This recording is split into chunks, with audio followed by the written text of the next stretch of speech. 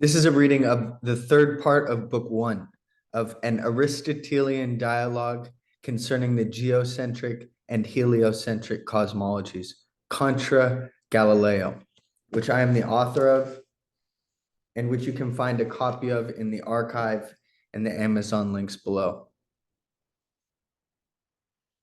I should repeat that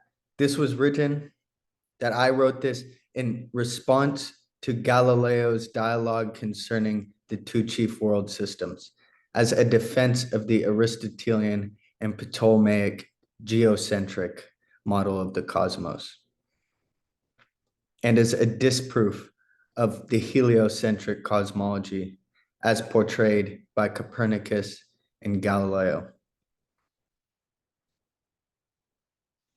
And I should also say that this is a continuation of the same argument that Galileo made in his first book of that dialogue, which is semi-theological and cosmological in the sense of whether or not there is a difference in substance between the celestial bodies and the elemental bodies beneath the lunar sphere, as that is the subject of the first book of Galileo, and which I have addressed in the first book of this dialogue.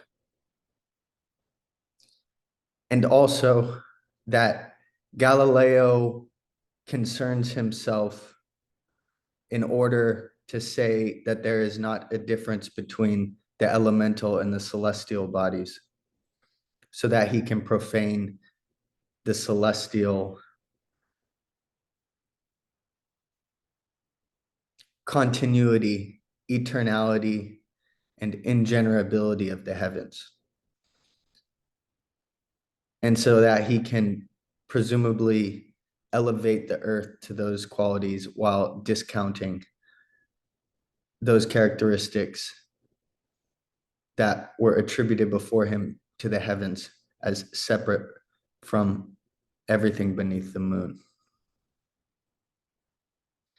That in order to affect that, Galileo focuses his argument on saying that there is no place for rectilinear motion once order has been established from chaos, and that the only function that nature has for rectilinear motion is to transport materials in the construction of order, at which point everything has to be either motionless or circular, where things revolve back to their own place without being displaced from one point of a linear motion to a separate point, which would displace them. Since everything, he says, once order is established, has to remain orderly, which can only be affected by circular motion or by motionlessness. And that the difference between rectilinear motion, which was ascribed to the elements and to their composites, and circular motion, which was attributed to the heavenly bodies and their circuits, is central to the Aristotelian geocentric model of the cosmos, which highlights the differentiation between the elemental bodies and their composites beneath the lunar sphere and everything that moves in circular motion on their own accord and naturally, without an external force pushing them.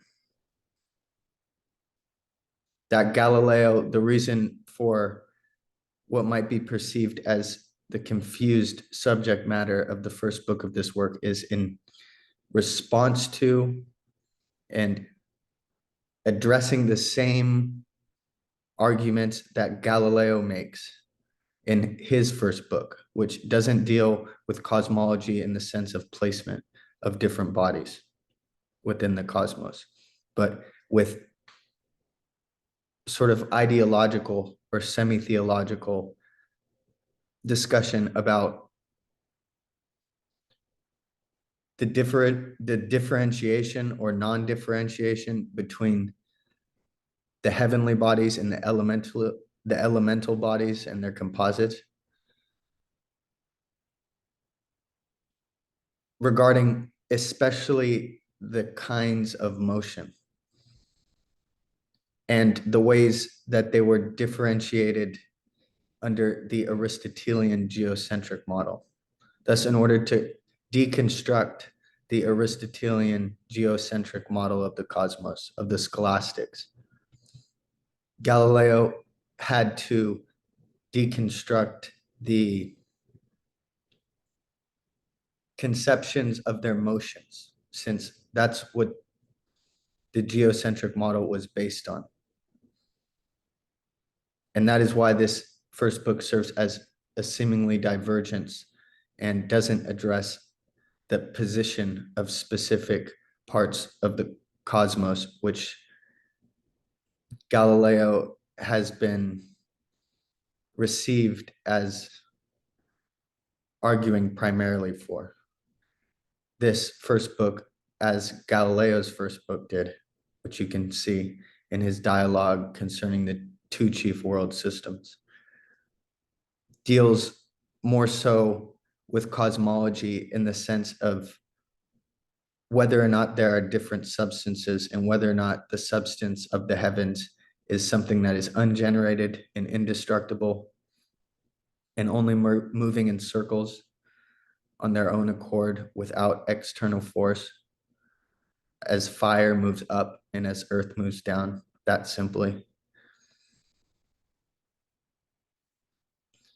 And whether the substances beneath the moon, the elemental bodies and their composites, which are or were previously considered as moving rectilinearly without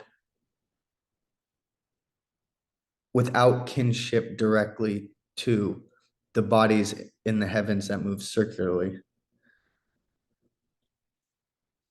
whether those can be distinguished.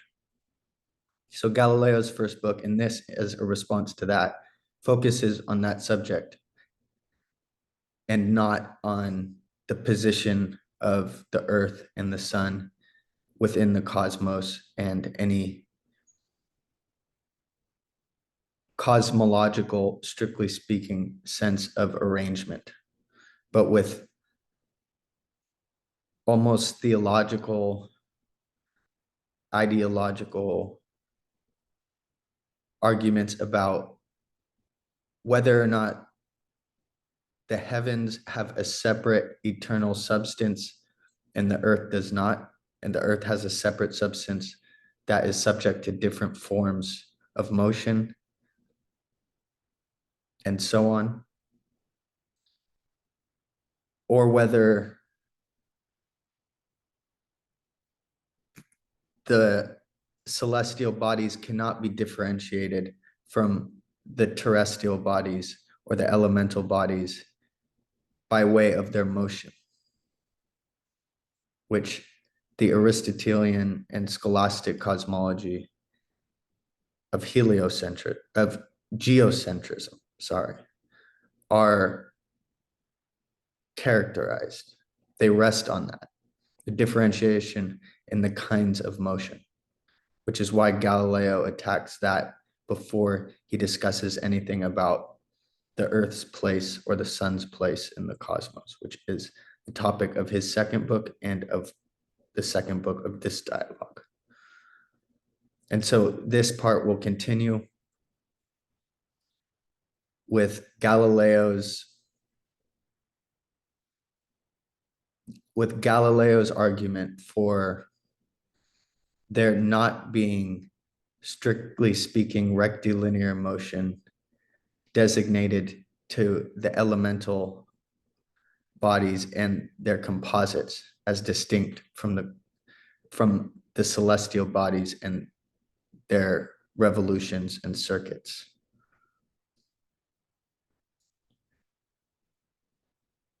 And again, what is also surprising is that in order to affect that argument, in order to make that argument, Galileo draws from the premise that order was generated out of chaos, and that once order is established, there is no place for rectilinear motion, which would only displace bodies from the place of their natural order within the cosmos. And that rectilinear motion is the only place that has in nature of straight motion is in transporting materials in order to reach order. And that he assumes that order has already been reached. So he says that earth and bodies don't fall down in straight lines, that fire doesn't move up in perfectly straight lines, and things like that, in order to basically deconstruct the Aristotelian conception of differentiations between the kinds of motion of the celestial bodies and the kinds of motion of elemental bodies before any talk about the place of the earth or the sun or anything else within the cosmos. That is why this seems like a divergence. If you are unfamiliar with Galileo's work,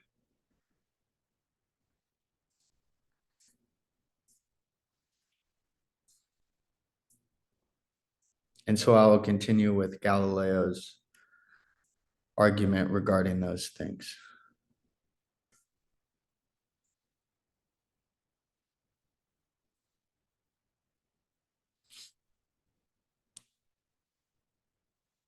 Galileo.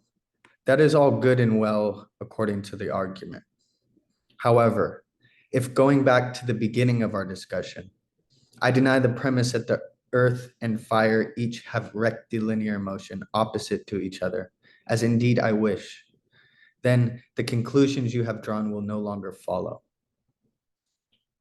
For my own position is that there is no rectilinear motion in nature, and neither would you be able to prove that there is if I withdraw my admission that heavy bodies move towards the center in straight lines and light bodies move naturally upwards towards the circumference in straight lines. My position from there would take away all your leverage in the argument up till now. Then perhaps I could maintain the position I hold that there is no principle of straight motion, strictly speaking, in nature. Simplicius of Cilicia. And how could you possibly deny that earth and fire move rectilinearly in contrary directions? I think you are making comments like that in jest. And I don't think you seriously hold that position. Galileo, as you will see, they are in accordance with my statement denying rectilinear motion in a perfectly ordered world. Simplicius of Cilicia. Well, since our previous argument has reached its end, and we have yet to hear your illustration of the Copernican cosmology, I will contend with you about that as well. Galileo. In accordance with the position I have argued for, I will begin from the same premise about the perfect order of the cosmos, upon which rests the claim that there can be no principle of rectilinear motion in nature. The most that can be said about motion along straight lines in nature, and which I can compromise the admission of, is that after parts of any of the elemental bodies are separated from their general mass of kindred species, they return to their natural place in a straight line. However, I am more readily inclined to deny the claim that parts that have been separated by force from their natural place of union with their kindred species return with rectilinear movement. I claim that elemental parts return to their natural place by way of either circular or mixed movement. Then, in either case, you will find that the elemental bodies don't have as a primary principle of motion rectilinear movement. For in the case of the compromise I was hesitatingly willingly to make,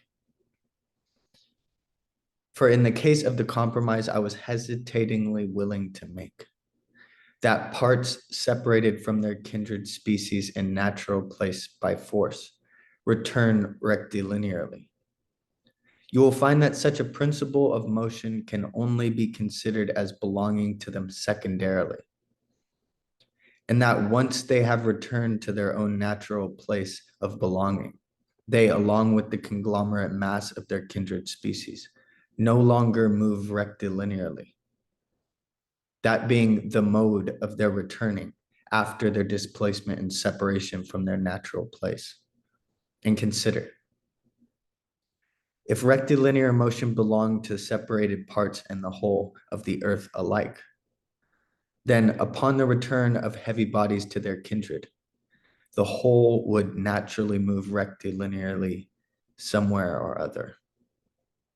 That is, the whole earth would move rectilinearly and not just the parts as they return to their kindred mass. But neither of us think that the earth as a whole moves in a straight line, which it would have to, which it would if it had as its principle rectilinear motion as a primary principle of motion. The only possible way to account for this problem is to say that the separated parts aren't driven by a motive principle unique to their species as such and such an element, but are propelled to return to the place they were separated from by a secondary principle of motion, common not as much to all elemental bodies, but to all elemental bodies that are separated from their own kindred mass. None, however, of any of the whole species of elemental bodies. None, however, of any of the whole species of elemental bodies as such has such a rectilinear principle of motion, as none of them taken as a whole are by anyone thought to move in a straight line. That is, neither earth as a whole nor fire as a whole is taken to move in a straight line, although the parts, once separated from the general mass of the earth, move down in a straight line. Then in the second case, if, as I said, parts separated off from their natural place in kindred species move with either a circular or a mixture of circular and straight motions and not rectilinearly, neither in that case will there be anything that moves rectilinearly. For in that case, neither the return of separated parts nor the whole of any of those species will move rectilinearly. That being settled, there is a weightier conclusion to argue for.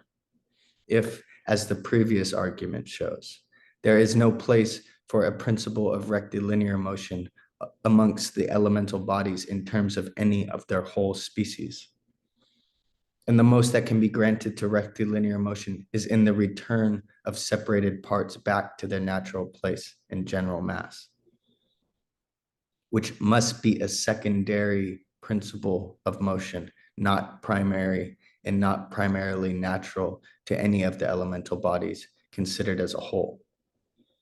We cannot distinguish celestial bodies from elemental bodies according to the kinds of motion. And as the Aristotelian argument for the difference between celestial and elemental substances depends on distinguishing the kinds of motion between celestial and elemental bodies, there will no longer be a clear distinction between the substances of celestial and elemental bodies. With that established, one of two results follow. Either the predicates attributed to elemental bodies will be applicable to celestial bodies, such as generable, corruptible, and alterable, or the predicates attributed to the celestial bodies will be attributed to elemental bodies, such as ungenerable, incorruptible, and unalterable.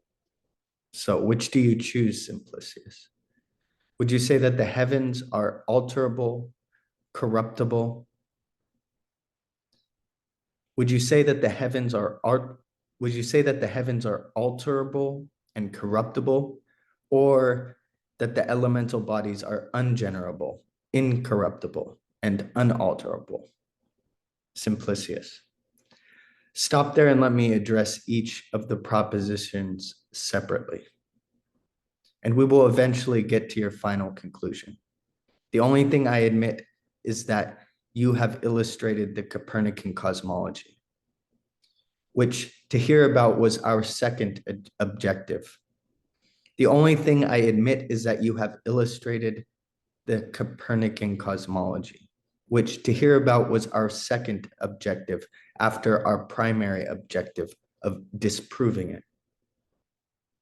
I will go through your argument one step at a time so that I know I have your agreement and haven't lost you along the way. Galileo, I am curious as to how you could resolve them. Simplicius of Cilicia. Then answer when I ask if you approve. Galileo, I will. Simplicius of Cilicia.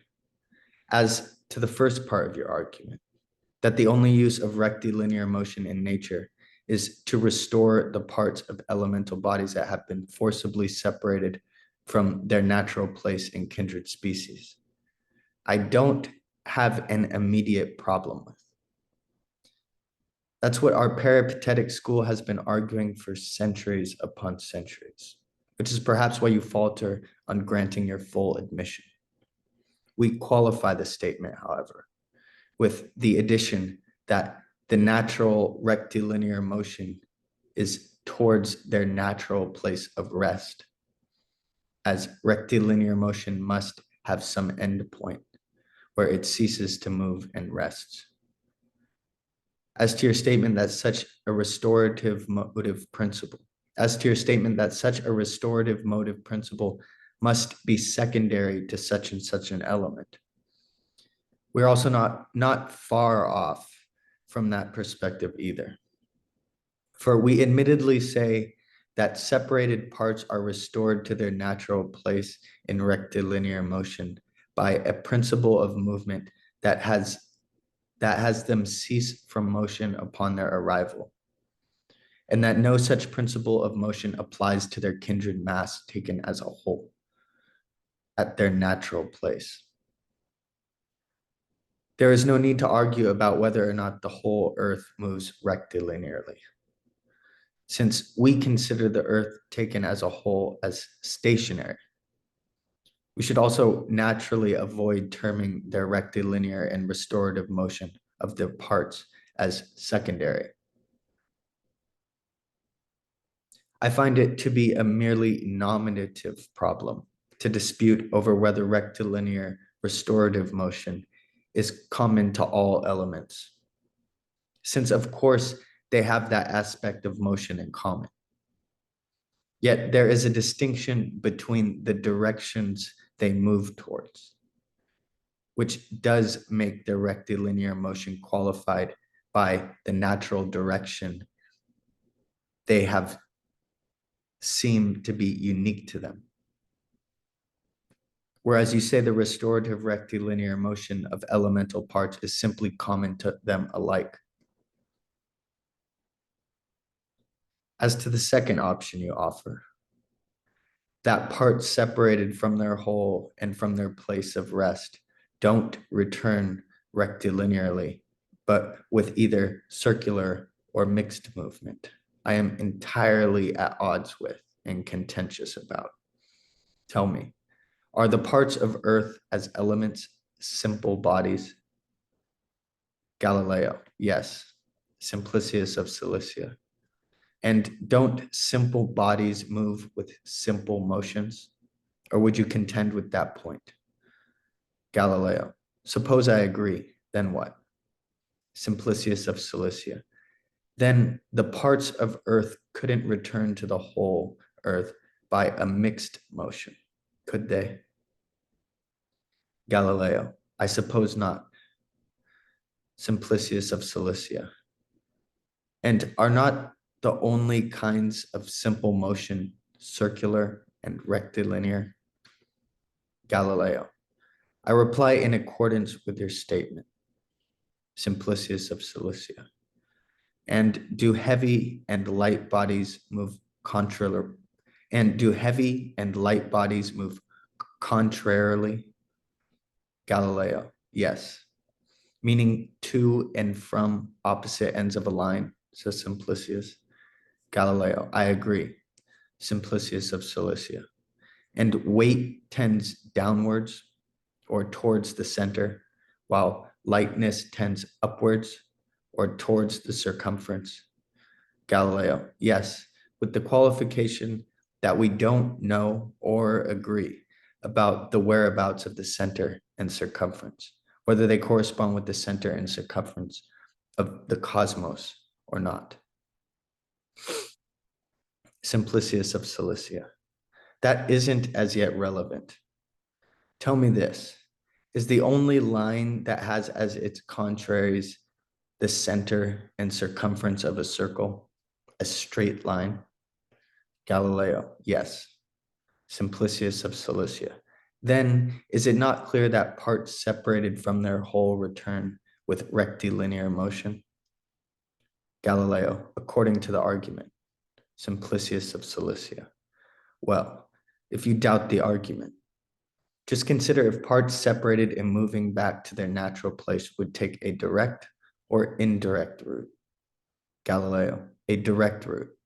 Simplicius of Cilicia, and the shortest, fastest, and most direct path across the interval between 2 points is along a straight line, is it not? Galileo, yes. Simplicius of Cilicia, then parts separated from their kindred species will return along a straight path. And once again, the same result follows. Galileo, I see. Simplicius of Cilicia, and tell me, if the distinction holds between the species of motion of elemental and celestial bodies, won't you be unable to jest about their having the same substance and being indifferentiable in that respect? And let me tell you, I hold you in contempt for the impious nature of your argument. And I suppose you adopted the arguments of John Philoponus to your own purpose, for I haven't heard a single argument of yours that doesn't end in a conclusion which he also attempted to prove before you. We have now to further examine if the celestial and elemental bodies have different substances, as that problem deserves more consideration. And as our disagreement, I suppose, reaches its extreme therein. And as our disagreement, I suppose, reaches its extreme therein. For therein lays our conviction that the heavens are eternal and ungenerated and not created. Will you continue the discussion regarding that topic? Galileo, I will continue the discussion about that with you. And I will stop there and continue with the next argument in a different video, since there is a certain cohesion of the rest of book 1 which follows.